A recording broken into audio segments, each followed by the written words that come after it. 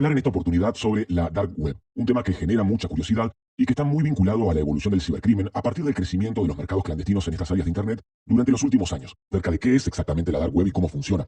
Por eso, y para desmenuzar este tema tan atractivo, vamos a hablar con Mundo y comprender bien qué es la Dark Web, si es lo mismo que la Deep Web, quiénes la utilizan y para qué, si es legal o ilegal acceder, cómo se accede y si es seguro navegar por este submundo.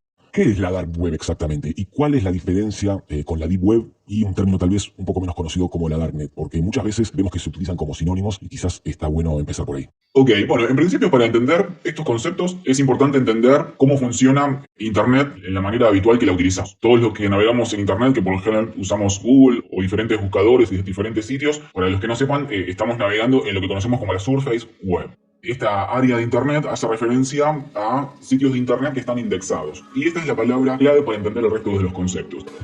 ¿Qué quiere decir que algo sea indexado? Bueno, es algo que puede llegar a ser registrado y esta es la tarea de los buscadores. Nosotros cuando buscamos en Google o en cualquier otro buscador, lo que estamos haciendo es justamente consultar una base de datos, ¿sí?, que contiene los índices, ¿sí?, de todos los sitios registrables.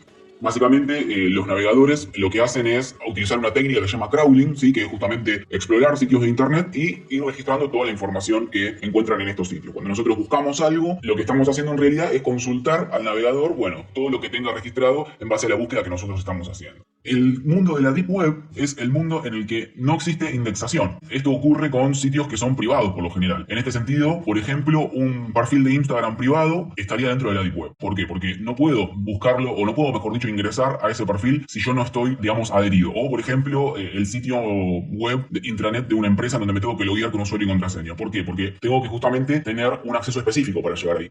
Eso es todo lo que hace al mundo de la Deep Web. La primera diferencia entre lo que es Surface Web y Deep Web es que la Surface Web tiene la característica de tener toda su información indexada y la Deep Web no. A partir de este concepto, es importante entonces destacar otros dos conceptos que vienen relacionados, que es el de Dark Web y el de Darknet. Dark Web está dentro de lo que es Deep Web, con la diferencia que todo lo que encontramos en la Dark Web goza de anonimato. ¿Qué quiere decir esto? Que toda la navegación que ocurre allí se produce de manera anónima. Y para poder llevar a cabo este tipo de navegación necesito de navegadores específicos como son, por ejemplo, Tor Browser, Freenet y 2P, que justamente por su estructura nos permiten esta condición de anonimato. Por otra parte, Darknet está dentro de lo que es Dark Web y hablamos de redes de Internet que gozan del anonimato, básicamente.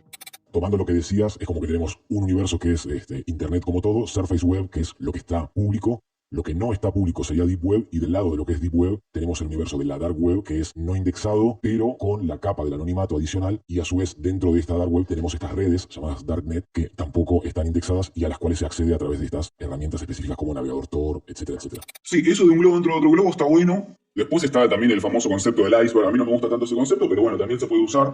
Justamente la punta del iceberg es todo lo que es Surface Web, es decir, todo lo que está indexado, todo lo que está registrado, y debajo de él todo lo que es el mundo de la Deep Web, que es lo que no está indexado, y dentro de la Deep Web nos encontramos con la Dark Web, que es todo lo que no está indexado y aparte goza de anonimato, conjuntamente con la Darknet, que tiene estas mismas características, pero en vez de hacer directorio web, hablamos de redes. ¿Cuándo surgió o con qué fin? ¿O hay algún dato histórico que nos permita contextualizar cómo fueron los comienzos de la Dark Web? El surgimiento de Internet en sí mismo con el proyecto ARPANET nace como una red anónima, ¿no es cierto? Estamos hablando en tiempos de la Guerra Fría, en donde se necesitó crear un sistema de comunicación y ese sistema se llamó, bueno, ARPANET. Cuando esto se va popularizando y se hace masivo, es que se empiezan a gestionar ciertas regularizaciones y bueno, y esto deja de ser anónimo. Lo que es el mundo de los navegadores en formato de buscadores nacen en la década del 90 y es en donde estos buscadores hacen posible el hecho de buscar información.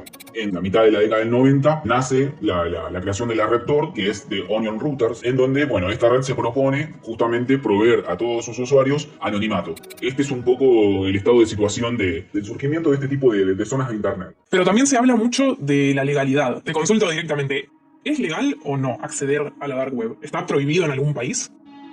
No, no precisamente, de hecho es un área absolutamente legal en donde no solo transcurren situaciones ilícitas como se dio a conocer en el último tiempo, ¿no? Mucha gente asocia, bueno, Dark Web, cosas ilícitas, y no es así. La Dark Web es utilizada por, sobre todo, gente del área del periodismo, en donde tienen allí la capacidad de, sobre todo, de tener libertad de expresión, de intercambiar mensajes. Muchas compañías utilizan esta zona de la Internet para transferir información, justamente en búsqueda de anonimato. Eso es todo lo que hace al mundo de la Deep Web. No es ilegal navegar en esa zona del Internet y no obstante, no todo lo que sucede allí tiende a ser delictivo o cibercriminal. Que transcurren en la dark web está muy vinculada al periodismo para evitar la censura y demás, pero ¿hay alguna otra faceta u otras áreas que aprovechen también la dark web para desarrollar ya sea sus informaciones o sus investigaciones? Bueno, como decía, el mundo del periodismo que la utiliza, ¿sí? Pero después también la utilizan mucho las universidades o proyectos que son de organizaciones que justamente requieren este anonimato, entonces el avance de las investigaciones se los van compartiendo en esta zona del Internet. Obviamente tenemos de referencia muchos sitios hoy como Script, etcétera, donde nosotros podemos encontrar papers, podemos encontrar avances de investigaciones. Universidades como Stanford, Harvard, en sus intranet publican ahí distintos avances, pero hay grupos selectos, cerrados de estas universidades que prefieren compartir esta información en la dark web por la sensibilidad que pueda llegar a tener su investigación.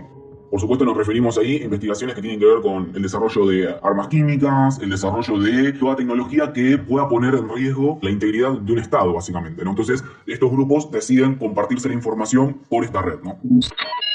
Es legal acceder a la dark web, pero lo que sale más a la prensa o a la luz muchas veces, o lo que despierta tal vez más curiosidad, tiene que ver con historias que asocian a la dark web con lo delictivo o cuestiones prohibidas, digamos. ¿Para qué se utiliza bien la dark web o qué otras cosas podemos encontrar allí más allá de las que mencionaba bien, hablando de la legalidad?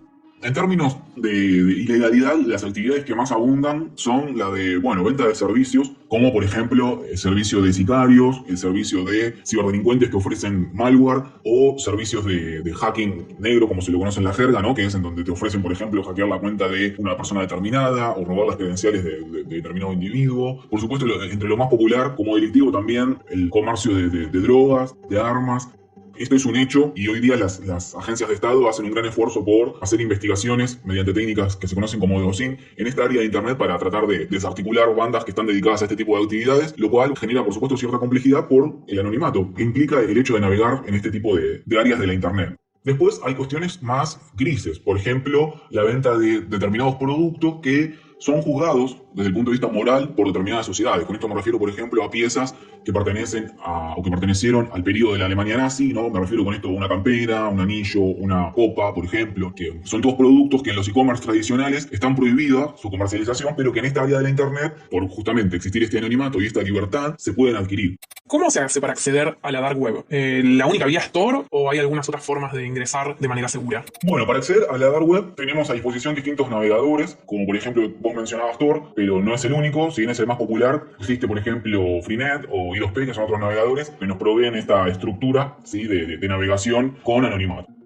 En tanto, así es seguro o no es seguro, es relativo, ya que la seguridad en sí misma es relativa, ¿no? Pero hablando concretamente de esta zona de Internet, no tenemos que olvidarnos que hay muchas comunicaciones y muchos intereses por, ciberdelincuentes y también la propagación de mucho tipo de malware y demás, con lo cual a la hora de navegar en este tipo de redes es importante hacerlo con un equipo que esté fuera de nuestra red convencional, en donde tenemos nuestros equipos, utilizando, una VPN, ¿sí? Que ayude a ofuscar aún más la comunicación y utilizando, por supuesto, siempre soluciones de seguridad en nuestro equipo que puedan llegar a prevenir la infección de malware u otro tipo de situaciones.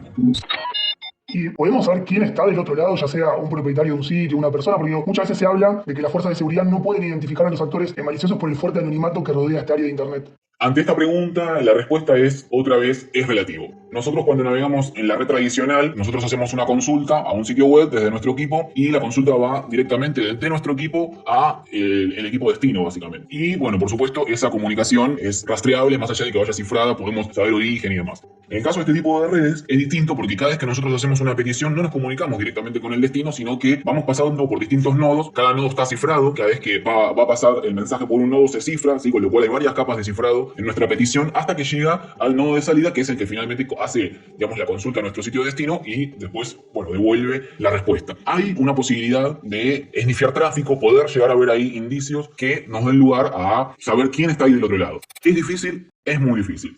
Requiere de muchos insumos. Por supuesto, todos recursos que fuerzas de seguridad podrían tener perfectamente.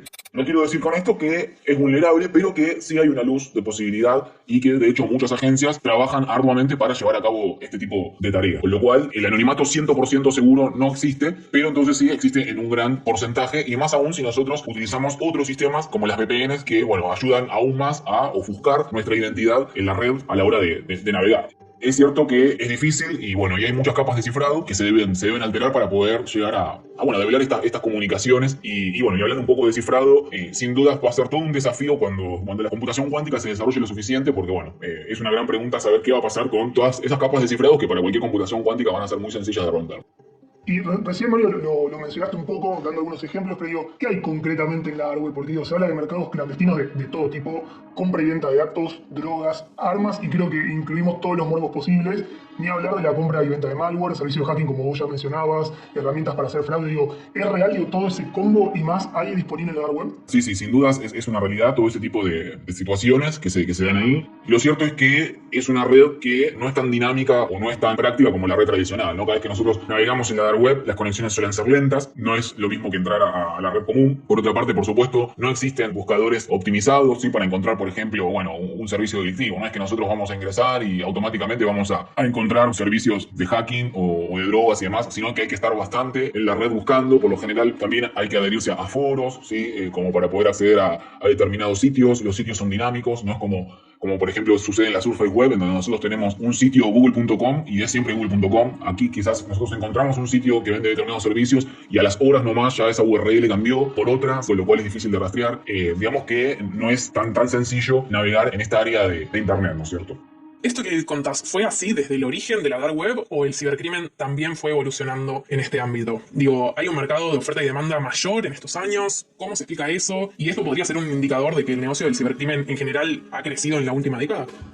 Es un hecho que las cosas van cambiando y tenemos que entender que estas regiones de Internet que estamos mencionando, como Surface Web, Deep Web, Darknet y demás, de alguna manera no deja de ser un reflejo de comportamiento de la sociedad. Y si bien es cierto, en sus comienzos era limitada la cantidad de gente que accedía, hoy, por supuesto, ya estamos hablando de mucha gente metida en esta área de la Internet, que por supuesto tiene distintos fines. Y como bien mencionabas, el cibercrimen, que hoy está en su apogeo, vamos a decir, porque hoy tenemos un mundo globalizado y tecnologizado como nunca, ¿no? Situación que por supuesto se vio aún más acelerada por la pandemia que hemos vivido, bueno, hace que esto haya crecido. Incluso en otras plataformas que proveen anonimato y que exceden al mundo de lo que conocemos como la dark web, ¿no? Me refiero por supuesto a sistemas como por ejemplo Telegram, ¿no? En donde también proveen anonimato y también dentro de esa zona hay todo un mercado delictivo, vamos a decir, y que se ve que cada vez crece más. Hoy podemos decir que es incipiente, sin dudas el mundo de la dark web tiene su máximo esplendor en este tipo de actividades delictivas, pero ya se muestran indicios en este tipo de redes que proveen anonimato y que por cierto son mucho más fáciles de navegar, ¿no?